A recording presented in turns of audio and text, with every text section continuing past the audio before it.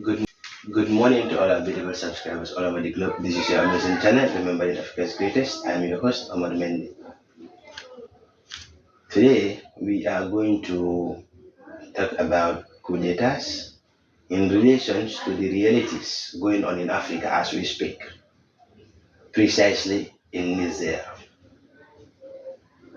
In our previous topic, we talked about coup d'etat as a topic. We talked about the genesis. We talked about the causes and ways to prevent coup d'etats. Coincidentally, it was as if we foresaw this coming. It was as if we saw it coming. Because basically, if you look at the realities on the ground, looking at the historical perspective, one can vividly predict another coup d'etat within months or a year or more. So basically, it is no miracle. An expert who is focused, an expert who makes interrelations to historical facts can predict that a coup d'etat can happen in so and so country because of the system that is existing, because of the suffering that people are experiencing. Before we delve into that, if you are new on this channel, please click the subscription button and click the notification bell so as to get all the subsequent content we'll be posting on this channel. Once again, I'm your host, Omar Mendy. A few weeks ago in Niger, a remarkable event occurred.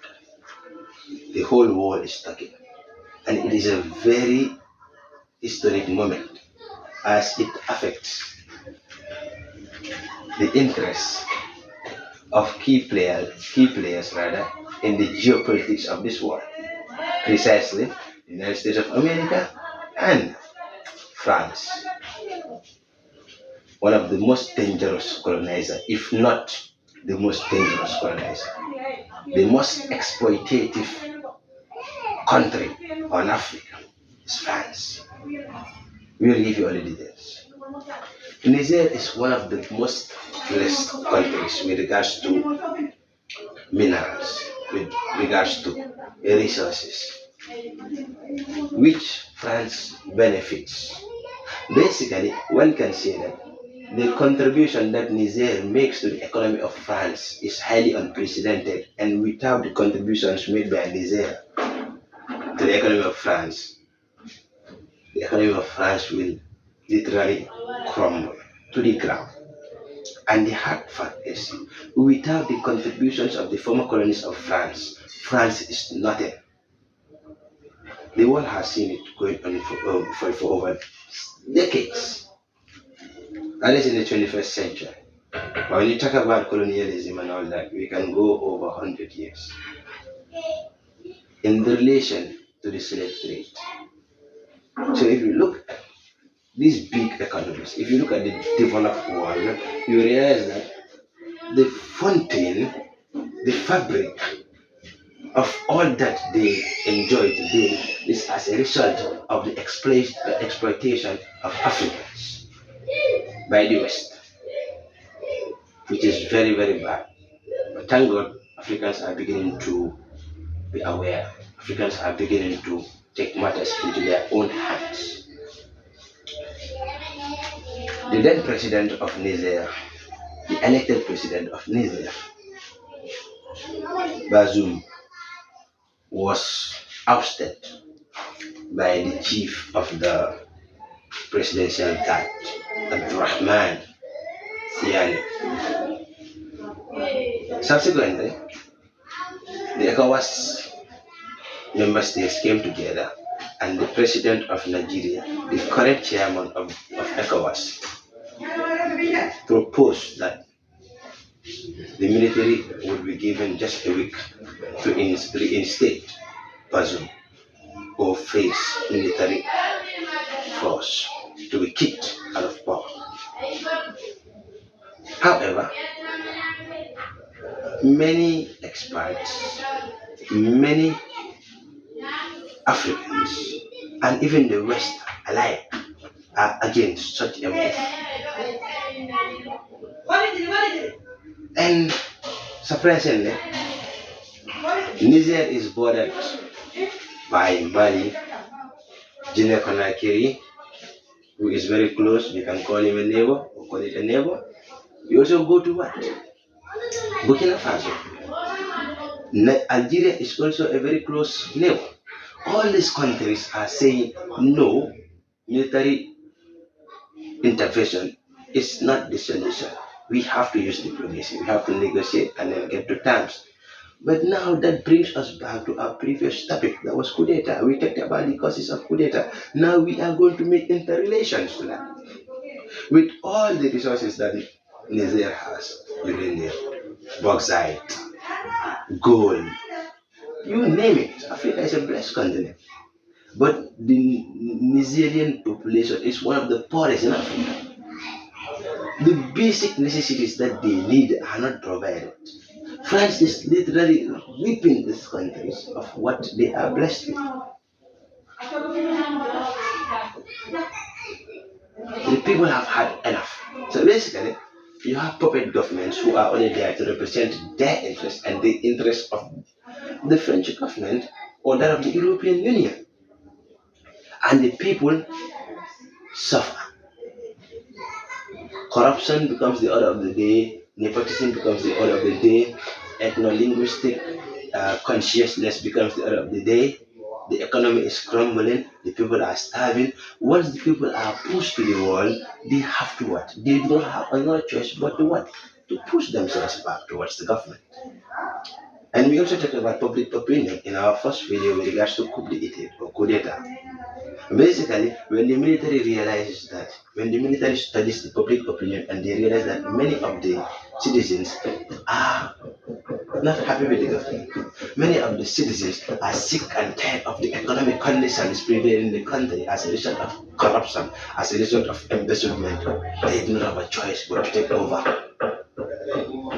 Even if it is a democratic process, but the whole trend continues to exist. They do not have a choice but to stage a revolution, make robust economic changes, and steer the affairs of the state to the interests of the citizens. We are not saying that all coup d'etats are good. We are not saying that we should promote coup d'etats. No, good governance should be the order of the day. However, elected governments or presidents are also involved in staging constitutional coup d'etats. What is ECOWAS doing about it? We saw what transpired in Guinea Conakry. What did ECOWAS do about it? Recently, we saw what transpired in Senegal. What did ECOWAS do about it? So basically, ECOWAS is just a toothless bulldog. And mind you, Niger is not a Gambia. Gambia is one of the smallest, if not the smallest country in Africa. Unlike Niger, the military personnel of the Gambia is less than 8,000 in the year 2019. The coup d'etat that occurred in Guinea Conakry was as a result of the president staging a constitutional coup d'etat to extend his mandate from a second term to a third term. Alpha Conde, we know, he did all that. How many people died? What did ECOWAS do? What? So basically, these are the factors that push people towards doing this.